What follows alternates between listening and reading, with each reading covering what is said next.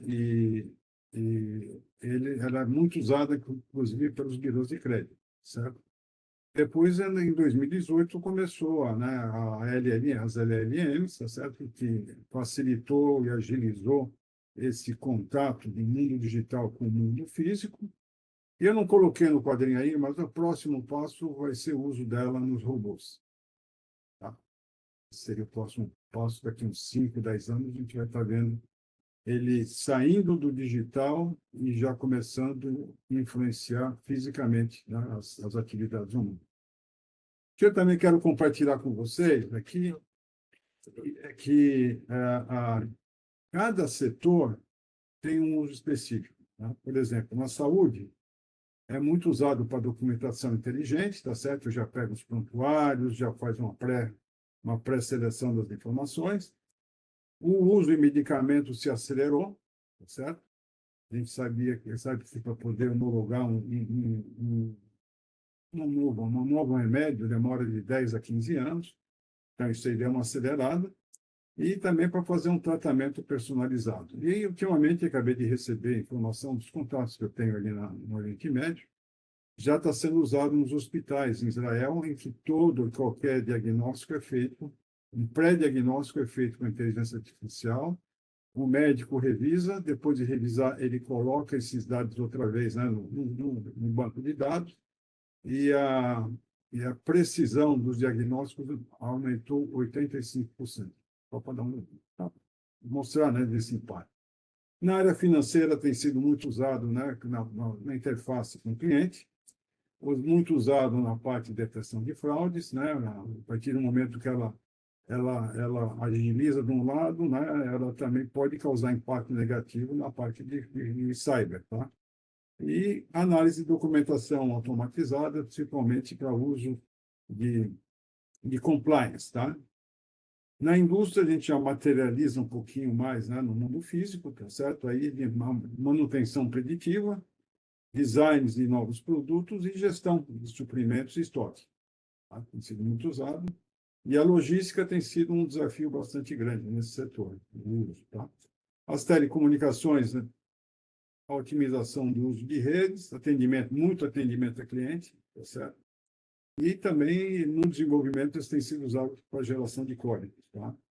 Agora, os bancos aqui no Brasil, 74% vem, né, que isso aí traz redução de custo, 74% vê o aumento, melhoria da velocidade, 63% menos fraude, 72% acha que o atendimento ao cliente é importante, e 67% veio muito uso na parte de desenvolvimento de sistema.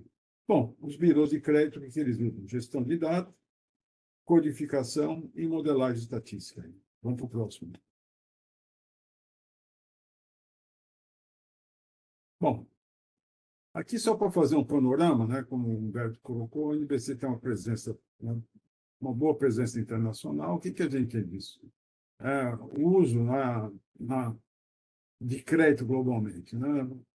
A integração, né, e a integrada nos processos críticos, a velocidade de fazer o ajuste de score e detecção de fraude. Por exemplo, né, as pessoas em desenvolvimento têm a LLM de contato, né, de interface com um cliente. Uma vez que ele captura isso aí, né, ele vai, puxa os dados internos que tem, joga esses dados, né, numa plataforma de inteligência artificial para escolher qual dos modelos vai ser usado. E nessa avaliação, a inteligência artificial já fala. Esse modelo tem um KS de tanto, tá certo? Esse modelo tem um KS, né, menor, e aí o cara escolhe um modelo com aquele que tiver o KS melhor, e com isso você tem uma vantagem de levar essa informação para a sua política e regra de crédito e você tomar uma decisão muito mais rápida e mais precisa. Bom, o que foi usado também? Redução de custo de desenvolvimento, tá certo? De cerca de 66%. Inclusão financeira, como a gente chama de team file, né? São os arquivos com pouca informação, de 4 milhões na Colômbia.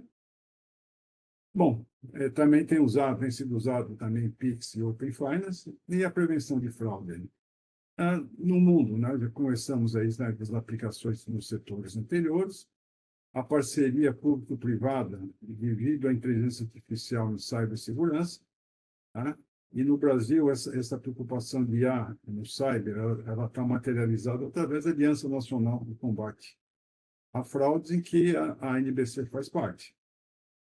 Tá? Bom, as tendências aqui a gente vê, né, de uso dela no cloud, na parte de IA generativa, blockchain, e próximo passo, daqui 5 anos, também vai ser a computação quântica, mas isso aí pode ser uma conversa que a gente pode ter lá para frente, porque é um capítulo específico aí. Regulação global. A Europa tem, ela é ela tem a preocupação do bem-estar social e o controle, então ela sai na frente, né, fazendo a regulação. E aquela história, quando a regulação anda mais rápido que a inovação, você fica para trás, certo? A inovação não pode seguir a regulação, mas a regulação, né, tem que seguir a inovação de modo a não limitar. E a Europa já percebeu e está revisando. Tá? Já percebeu que ficou para trás. Bom, no Brasil, no Latam, a gente tem prevenção, né, discriminação de dados sintéticos. No Brasil, nós temos a LGPD, também está sendo discutido o projeto né, de regulamentação de inteligência artificial. Temos vários modelos diferentes, né? A gente vê o Brasil e a América Latina tipo copiando a Europa, a Ásia de um extremo ao outro, né? A China, né, com um extremo controle, né? Enquanto em Singapura a governança ela é facultativa, você não tem a obrigação de ter. Mesmo assim, 7 países do sudoeste da Ásia já geraram um código de melhores práticas em cima do uso de inteligência artificial, entre eles, para que isso alavanque a região, tá? Que a regulação não vire um problema, senão, para cada geografia, você tem que ajustar, né, o seu modelo, o que você faz, o que você pode fazer, não pode fazer. E o que eu tenho conversado muito é sobre a parte humana. Eu diria para vocês que 10%, né, do esforço de inteligência artificial na implementação, 10% é a ferramenta, 20% é TI, tá, e os processos, 70% são pessoas de cultura. A NBC trabalhou bastante nisso aí, e nós fizemos uma transformação a partir de 2024. E esse ajuste é feito em alguns tópicos. Primeiro, quais são as atividades dentro do contexto, qual é a sua estratégia de inteligência artificial, né? E depois você tem os perfis das pessoas e um novo desenho cultural. E isso aí é feito um assessment e é ajustado ao longo do tempo aí desse processo. Nós já vamos fazer 2 anos, tá? E, no fundo, né, o que a gente tem, né, na NBC, qualquer pessoa que trabalha lá teve 30 horas de treinamento. Não, ela não usa a ferramenta. Ela só usa a ferramenta, né, se não compartilha dados para fora. E ela tem ciência que ela é a responsável final da decisão, não a inteligência artificial. Tá? Então, a gente vê a IA como uma inteligência expandida e não substituto, tá, da inteligência humana de padrões, né, como ética, como ajustes, né, de guardrail, né, de onde você pode usar, onde não deve usar. Vamos lá, próximo slide aí. Bom, que a gente tem monitorado, né, em relação à inteligência artificial? Eu vou usar a inteligência artificial. Primeira pergunta, né? Qual é a sua estratégia? Tem que estar linkada à sua estratégia. E nós temos 4 iniciativas principais, existem outras. Primeiro, a primeira iniciativa, olha, vou automatizar uma função aqui, uma aplicação, tá? A outra, eu já vou automatizar processos internos, certo? Vou pegar algumas rotinas que eu tenho ali e já vou usar a inteligência artificial. Existe um outro, né, ponto importante, que é realmente você automatizar processos externos, tá? Isso aí acelera o resultado melhora a interação, mas também traz um risco, tá? Que tem que ser controlado, e algo que a gente pode conversar mais para frente sobre a governança em cima da inteligência artificial. Tá? Nós temos o último, né, que são o uso da inteligência artificial realmente para redesenhar a indústria. Esses são usados, né, para processos novos, para adição de novas fontes de valor, e com isso, quem está nesse espaço são aqueles que estão redefinindo o futuro da indústria usando a inteligência artificial. São os innovators, né, que o pessoal começa a falar tudo isso também. E, dependendo dessa estratégia, você desenha, né, a sua estrutura, o seu plano de uso de inteligência artificial de uma maneira que seja linkado à sua estratégia e dentro da sua capacidade, né, de operacionalizar. Vamos lá. Próximo aí. Aliás, esse que moderniza o setor é chamado de shockwaves, tá? Esses são shockwaves. Espero redesenho, tá? Bom, o que eu posso falar do cenário latino-americano? Novos polos de adoção, o Brasil tem, Equador tem, Costa Rica também tem, tá certo? Ainda eu vejo mais no contexto número 1, não, estratégia número 1, seria redesenhar, né, usar em tarefas específicas. Outro ponto importante é como lidar com grandes volumes de dados. O uso, não uso, né, de código aberto, né? Eu tive agora também discutindo numa reunião o uso de inteligência artificial fora do seu contexto de TI e os modelos de inteligência artificial já dentro, limitada para o uso interno, sem compartilhamento de dados, só o uso dos dados internamente, tá? Esse é um movimento que está ganhando força e discussão, porque o uso de inteligência artificial, em grau maciço, tem um custo muito grande dos tokens. A tokenização custa caro, e talvez um modelo interno good enough é suficiente para isso e também diminui o seu risco, tá? Para não custar mais barato. Bom, na parte de cidadania, né, tem certas preocupações, né, de uso da IA também. A democratização do crédito de IA, tá certo, está sendo feita. Não tem um movimento como o da China, que já colocou, inclusive, na sua agenda cultural de educação, o uso dela, né, inclusive no segundo grau da escola, tá? Tem impulsionado a pesquisa acadêmica, né? E o empreendedorismo, que a IA também tem crescido, tá certo? E o compromisso com a sustentabilidade. A gente sabe que a IA ela usa muitos recursos, ela tem seu impacto, sua pegada de carbono, e essa é uma preocupação, inclusive, né, como eu também lido com a parte da SG, em como fazer isso aí para minimizar o impacto, principalmente no data centers. Vamos lá, próximo. Bom, aqui só para dar um panorama para vocês, a gente vai compartilhar esse material. E nós temos um estudo da Ilha, né, de 2025, em que ela vê cada país, né, em que pé está cada país, tá certo? Em alguns fatores, né, como número de habitantes, infraestrutura, dados, talento humano, na parte de investigação e desenvolvimento, né, na adoção, na investigação e na inovação também, né, em desenhar coisas novas ou simplesmente adotar. E a parte de governança, exatamente o que eu conversei com vocês, que é algo que está entrando na rota, né, dos Estados Unidos, na rota também da Ásia e da Europa, né? Então, estão nesse ponto. Então, a gente vê aqui o Chile tem né, no índice geral, tem um índice muito bom, seguido pelo Brasil, Uruguai e Colômbia. Próximo. Bom, como é que ele contribui para os algoritmos e para o crédito? Né? Uma análise de crédito mais precisa, prevenção de fraude, melhoria da experiência do cliente, ofertas personalizadas e a automação no processo de concessão ajuda você a tomar a decisão de uma maneira mais rápida. Aí. Próximo. Bom, nos birôs de crédito, aí, né? Como já comentei aqui, a atualização imediata, né, rápida, né, nos scores de crédito, aumentou a detecção em tempo real de fraude, automação de modelagens, né, estatística, são vários modelos que a gente tem, e redução de tempo de decisão, realmente de semanas para minutos aí. Bom, ela, como já comentei para vocês, ela reduz o custo em 66% e acelera o desenvolvimento de 3 a 4 semanas para 2 a 5 dias. Tá? Só para trazer um pouco de materialidade. Próximo.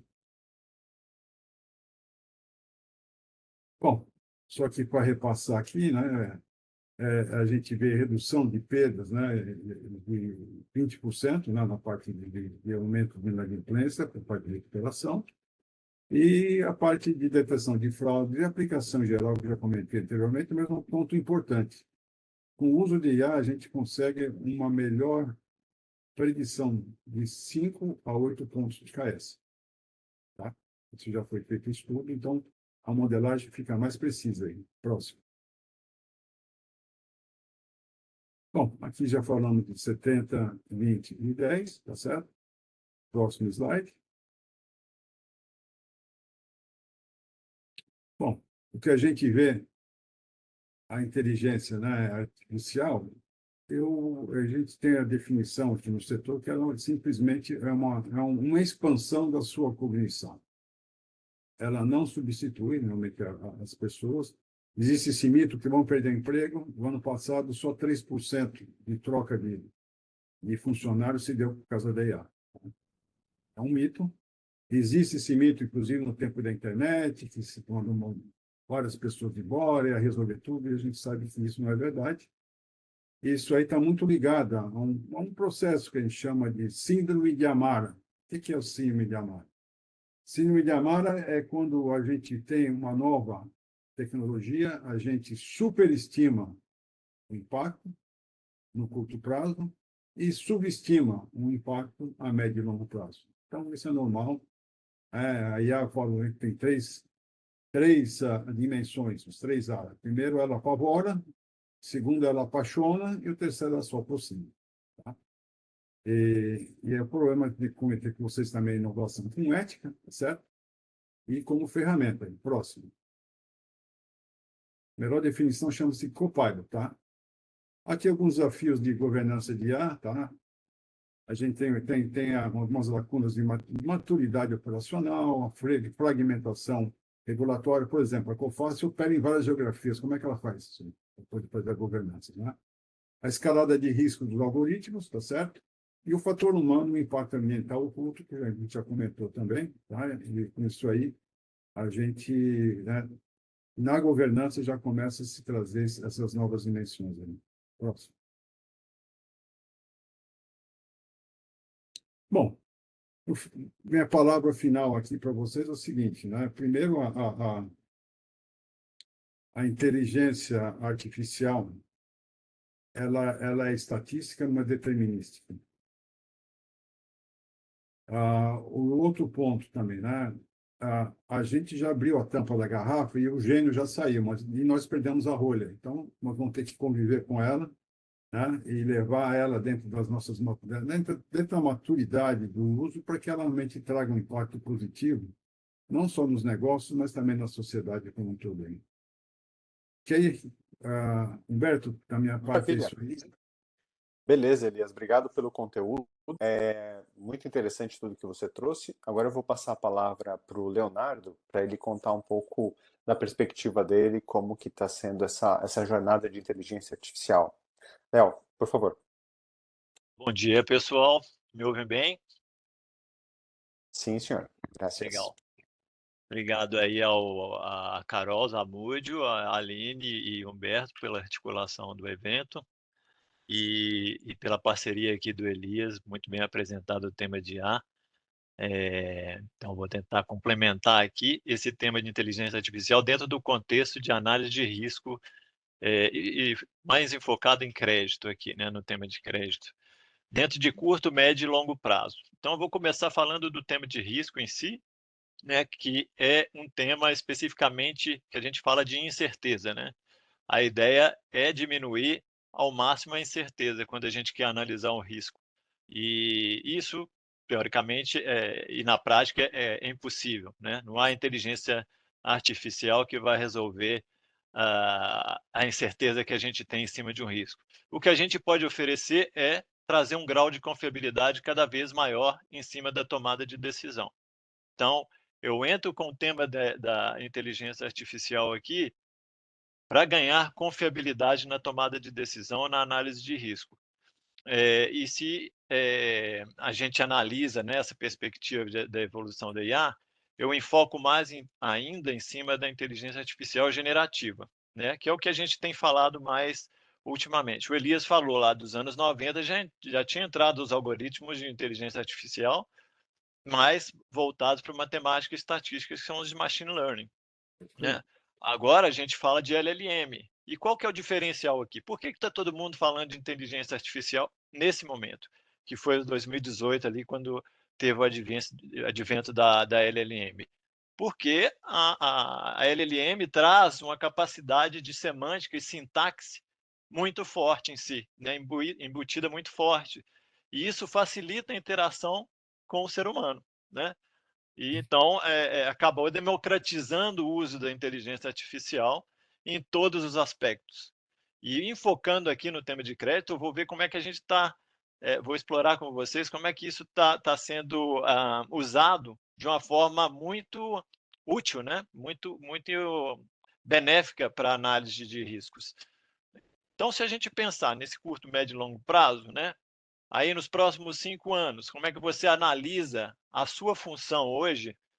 Qual que seria o grau que você entende que a inteligência artificial pode substituir sua função, né? Ou complementar, ou incrementar, como o Elias disse, de ser uma inteligência artificial realmente expandida. Você estaria mais cético, animado, estaria mais ameaçado, se sentindo ameaçado? Então, minha pergunta vai aqui para vocês, né, que tem o papel de líder, né, nas empresas, tem o papel de estrategista, de tomada de decisão. O que que leva a você, como é que você encara hoje o uso da inteligência artificial dentro das suas funções, né?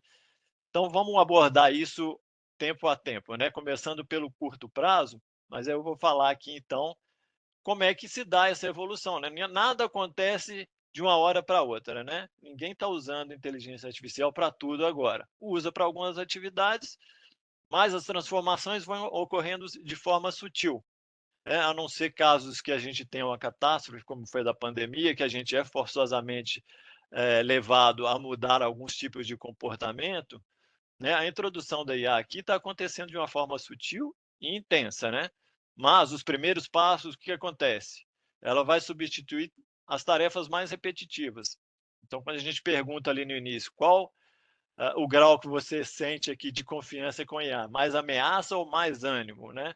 Aqueles que estão executando as tarefas mais repetitivas hoje, provavelmente enxergam com um pouco mais de apreensão, né, o uso da IA. Porque, de certa forma, ela vai tomar tranquilamente esse tipo de atividade. E aí entra muito na parte que o Elias falou de cultura, né? Também é importante que dentro das empresas a cultura da adoção da IA seja feita, obviamente de uma maneira ética e regulada, mas tenha também uma adoção intensa, né? Muitas empresas ainda têm uma cultura de apreensão e de ceticismo em relação à IA, né?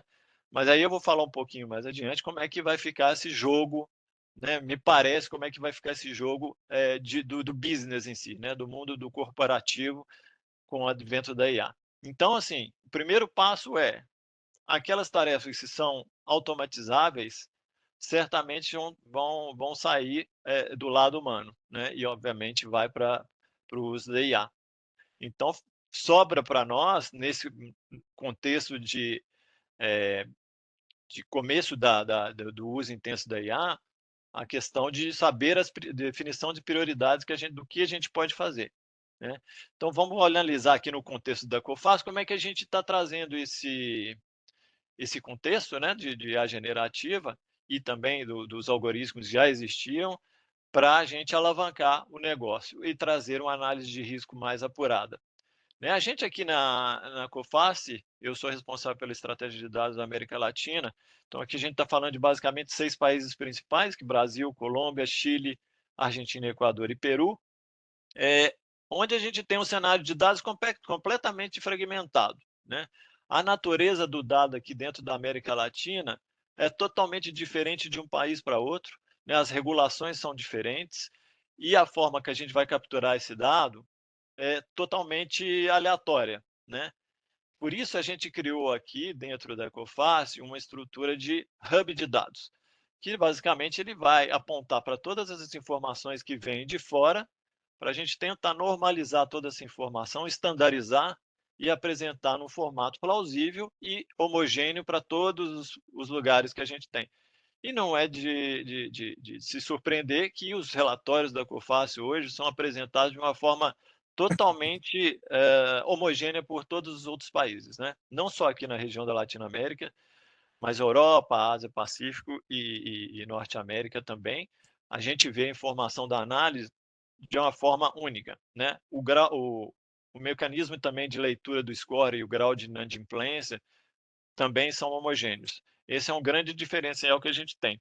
Então, quando a gente olha as fontes que a gente tem disponíveis para fazer uma análise de risco de uma companhia, a gente tem que partir de, primeiramente, analisar dados cadastrais, o cumprimento dessa empresa frente às legislações locais e internacionais também, quando necessário, ver se existem dados patrimoniais ali de balanço disponíveis. Em alguns locais, algumas regiões aqui, é obrigatório a publicação de balanço patrimonial financeiro, né? Que é, por exemplo, o caso do Equador, todas as empresas têm que declarar ali o seu balanço financeiro.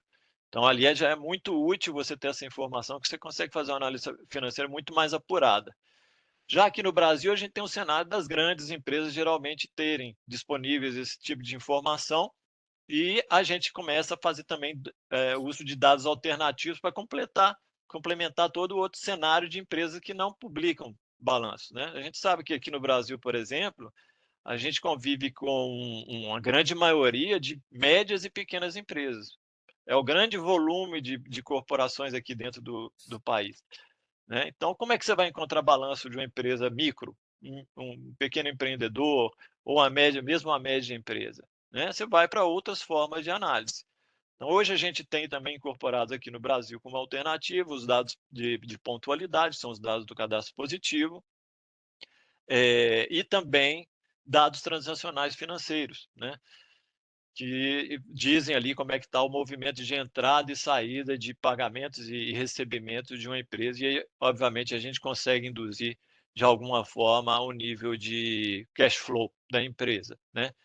Aí a gente tem também os birôs de crédito, né, as parcerias que a gente tem com os birôs de crédito nos diversos países, né, inclusive aqui no Brasil, e a gente pega muitas informações de endividamentos, de protestos, né, negativações em geral. E aqui, só para complementar essa foto aqui, gente, a gente tem um banco centralizado de dados para todo o grupo Coface, que fica na França, que é o ICON, né, é a nossa fonte de informação. Então, todo e qualquer tipo de informação que a gente pega de diferentes naturezas são todos estandarizados dentro do padrão aqui desse banco de dados que a gente utiliza.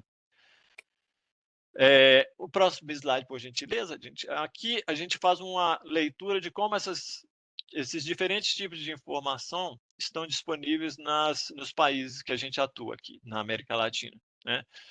No Brasil aqui, todos os tipos de dados estão disponíveis. Colômbia ali a gente consegue acessar fontes públicas e balanços patrimoniais com maior facilidade. Chile, quase todas as informações. A gente não tem dados alternativos nos demais países da América Latina, né? Acho que o Brasil tem um avanço nesse aspecto, porque tem um movimento muito forte, né, dos órgãos públicos de compartilhar os dados principais, aí, sejam financeiros, sejam de registro, né? E por fim, ali naquela última camada, gente, que eu estava destacando ali, o tema da IA, que a gente vem utilizando os agentes de IA e automação para gerar explicabilidade na nossa análise de risco. Esse é o ponto fundamental, porque a questão de você gerar score são evoluções de algoritmos de machine learning estatístico, regressão linear e outros, que a gente consegue ir apurando cada vez mais o KS, que é um medidor ali de assertividade do score. Ok. Que é de novo, então, na IA que você está trazendo aqui, Leonardo? Estou trazendo que a IA generativa é um fator de expansão muito grande na análise de risco. Por quê? Porque a forma que a linguagem é apresentada para o tomador de decisão é fundamental, né? Como é que ele vai analisar aquele monte de informações, às vezes numérico, de uma forma mais plausível, que ele consiga chegar a uma conclusão com confiança, né? E aí vem a questão do explainer, da explicabilidade do tema que a gente está apresentando. Vou dar um exemplo aqui na sequência, se não me engano, no próximo slide, Carol. Aqui a gente teve esse aqui foi destacado um texto, tá? Não dá para ver, mas fundamentalmente esse é um texto explicativo dos parâmetros que a gente submeteu para IA, como por exemplo, qual que é o score dessa empresa, qual que é a região que essa empresa se encontra, qual que é o setor que essa empresa atua, qual que é o nível de risco que esse setor se encontra, qual que é o nível de endividamento dessa empresa, qual que é o movimento financeiro dessa empresa, e outros aspectos de compliance, né? Cumpre com as obrigações legais, internacionais ou nacionais, o que quer que seja. Tudo isso é parametrizável. E o texto vem com uma semântica, uma sintaxe quase que perfeita, né? Quase que perfeita, que eu vou entrar nesse aspecto mais tarde, que a gente tem que ter uma observabilidade aqui humana para a gente entender se não está tendo alguma variante aqui muito forte de explicabilidade, né? No frigir dos ovos seria uma alucinação, né, que a gente fala.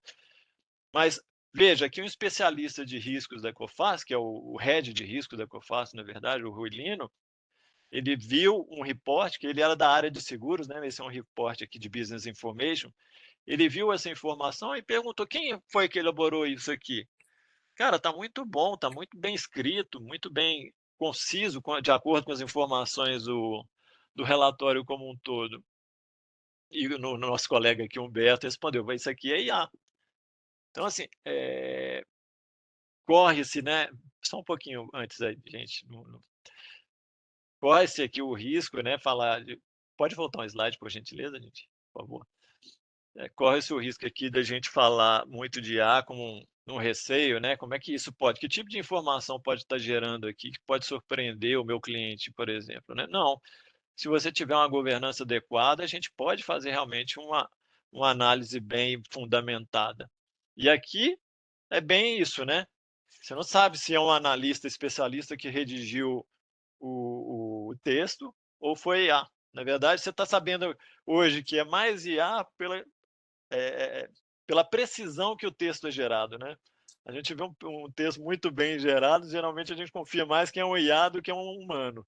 Né? Ao contrário do dilema do Turing lá atrás, que ele perguntava, né? Se é uma máquina ou um humano que eu estou conversando, de acordo com o grau de resposta que a gente tinha. Mas está sendo também um grande divisor de águas essa parte de explicabilidade aqui que a gente tem usado nas informações de análise de risco. Então, vamos analisar ali no próximo slide o cenário de médio prazo, que seria de 3 a 5 anos, o que a gente começa a explorar? É o qual a gente já está, né? Que a gente falando do advento em 2018, a gente está em 2026, a gente está plenamente nesse cenário agora de médio prazo.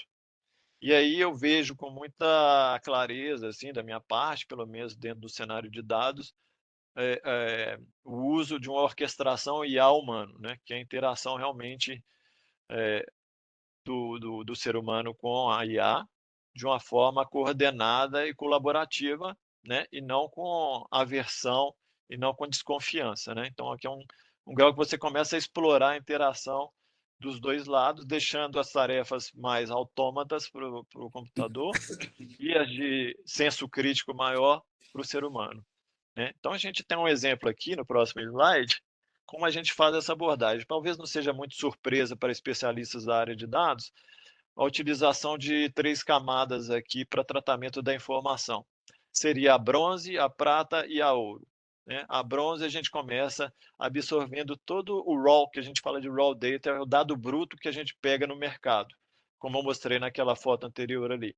Então, da América Latina, a gente pega fontes diversas, né? Fontes públicas, fontes privadas, birôs, etc., e a gente armazena esse dado aqui nessa camada e vejo que ali tem 2 especialistas principais de dados que estão apoiando nessa parte, que são mais voltados para aquisição e em gestão de dados, que é mais engenharia de dados, né?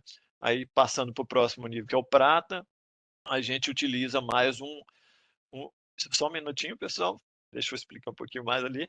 A prata ali, a gente está tratando da limpeza da informação, né? Evitar duplicações, ruídos nos dados, deixar o dado, né, que a gente deixa o mais refinado possível, né, dentro do que a gente recebeu, e aí estão especialistas de qualidade e governança, e passando para o último nível ali, que é o Gold, que é o ouro, né, onde a gente tem já um dado pronto para uso no negócio, no serviço ou produto que você está gerando. No nosso caso aqui, análise de risco, né? Como é que a gente faz uma análise de risco se a gente não tem o dado agregado ao nível de negócio? Então, a gente usa muito fortemente aqui na geração de score, Late Payment Index, que é os indicadores de pagamento atrasado, ou a opinião de crédito, e os analytics em geral, os insights que a gente tem em cima dessas informações de grande massa de informação que a gente recebe aí de fora, tá? E no próximo cenário de longo prazo, gente, próximo slide, podemos mudar. Aí a gente já vê um deslocamento mais forte para papéis centrados na observabilidade, na governança da IA, porque a tendência é que todas as atividades que a gente faz hoje, grande parte das atividades, vão migrar para um autômato, né? Um agente ou um conjunto de agentes de inteligência artificial que vão substituir esse tipo de tarefa. Mas aí a gente está dando autonomia total, né? À medida que a gente vai dando autonomia geral para a máquina, o aspecto principal é você ter pontos de controle na geração da informação. No caso nosso aqui, né, no risco final, tem que ser uma coisa muito bem assertiva. Mas você tem que começar a olhar isso lá na ponta, né? A primeira etapa de governança foi feita, os dados chegaram ok, né? Toda a análise de ingestão que foi feita automaticamente foi adequada, está tendo alguma distorção, a limpeza da informação também foi feita de forma adequada, então tem que ter um humano fazendo a observabilidade de cada ponto desse, né? E delegando cada vez mais atividades para o nível computacional. Mas é fundamental que aqui a gente tenha papéis agora mais centrados na observabilidade, né? A governança e a supervisão ética também, né? Quanto mais a gente fala também de dados de pessoas físicas, mais aumenta o nível de governança e supervisão ética, né?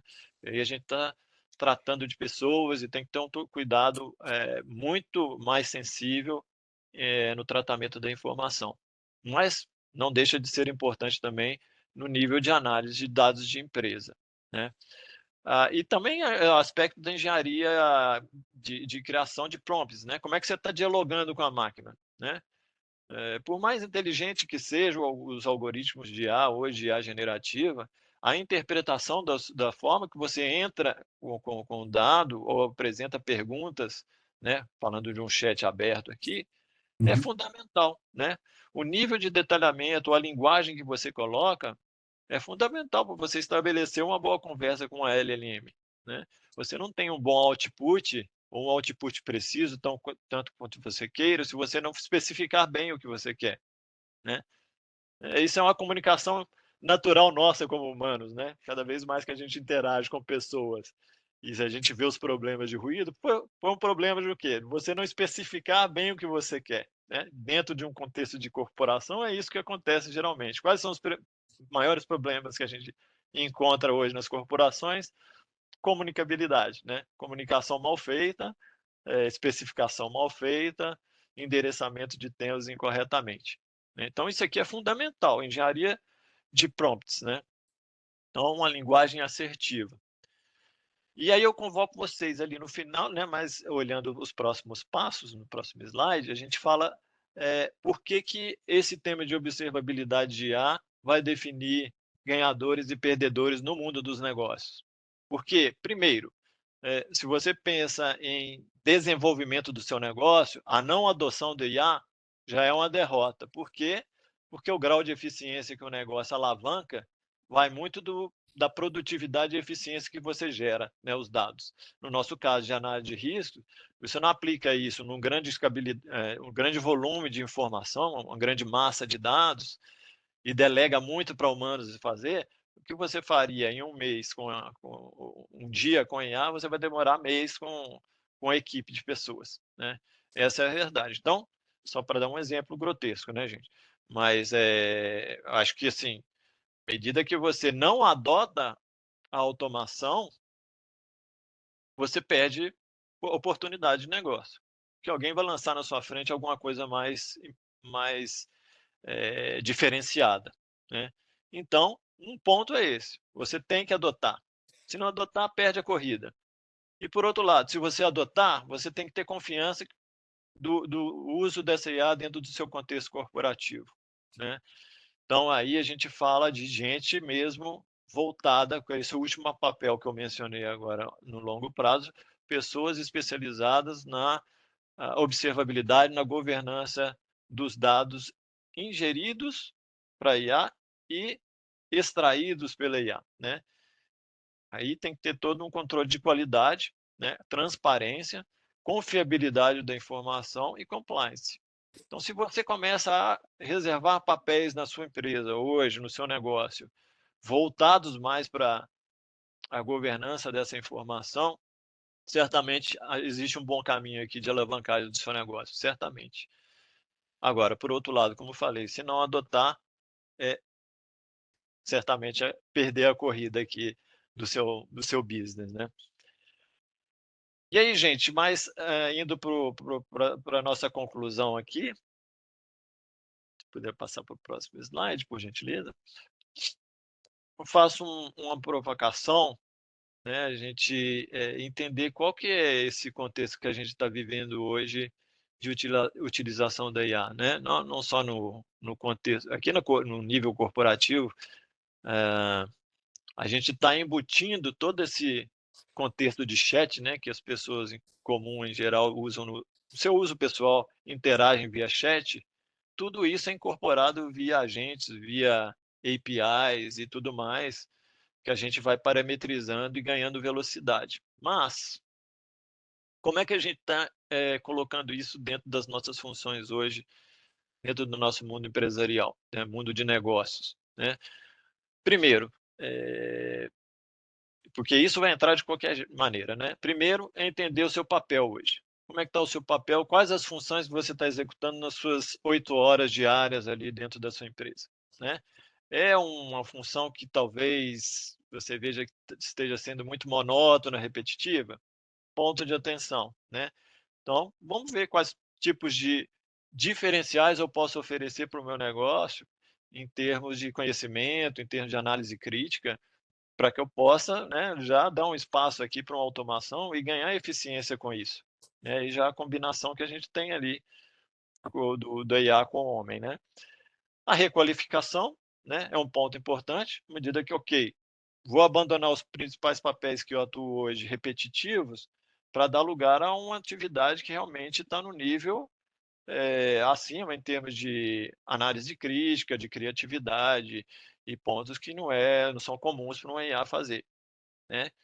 E a observabilidade de como você incorpora isso, né? Ok, você trouxe a IA para junto do seu trabalho, mas também não pode delegar totalmente, né, tudo que você está produzindo de outputs para a sua empresa, para o seu negócio, totalmente, sem observar a saída, né? Aquele negócio de estar gerando PowerPoint aqui pelo Copilot e vou apresentar e depois você já não sabe mais o que você está falando, né? Não sabe mais o contexto do que você está apresentando. Então, acho que esse é o ponto principal. E aí a gente volta lá naquele dilema de Turing, né? O Alan Turing que o Elias citou ali, dos 1950, que foi o pai da IA, né? O pai da computação, e separava muito claramente o que é problemas computáveis e problemas não computáveis, que é um outro tema de uma outra conversa aqui, mas basicamente a pergunta era se a IA teria capacidade de superar o humano, né. Hoje a gente está querendo saber se a IA, que velocidade que isso vai tomar conta do nosso contexto, né. Obviamente, eu acho que estou na linha do Elias aqui, que é uma pensar muito caoticamente, achar que vai substituir tudo, eu acho que, né, não existe isso, mesmo porque o avanço dos modelos que a gente está tendo hoje de IA generativa indicaram para um caminho talvez muito acelerado, né, que teve pouca governança, me parece, né, muita ambição, tivemos que dar um passo para trás. Talvez o modelo, por exemplo, só exemplificando, né, o GPT-4 lá, estivesse atendendo funções com muito mais precisão que talvez o GPT-5, que deu um passo muito maior, o fez. Então, assim, vamos ponderar, né, essa utilização da inteligência artificial de uma forma, acho que com a visão mais otimista, né, que pode trazer um ganho muito grande para o nosso trabalho, e eu posso dar esse exemplo, sim. Hoje eu não conseguiria fazer toda essa estruturação de estratégia que realizei aqui dentro do grupo Coface, no tempo que estive aqui, né, estou aqui, né, que esses quase 2 anos, poderia estar tomando o dobro de tempo, né, não conseguiria fazer nesse tempo que eu fiz se eu não usasse IA. Então, assim, eu vejo de forma muito otimista, mas a gente tem que ter também a consciência de, saber usar com parcimônia, com governança. Então, acho que esses são os temas principais de discussão e de análise para a gente deixar aqui nesse fórum. E aí agradeço, passo a palavra aí para o Humberto para o encerramento, agradeço a todos pela oportunidade aí, gente. Super. Muito obrigado, Leonardo. Muito obrigado, Elias.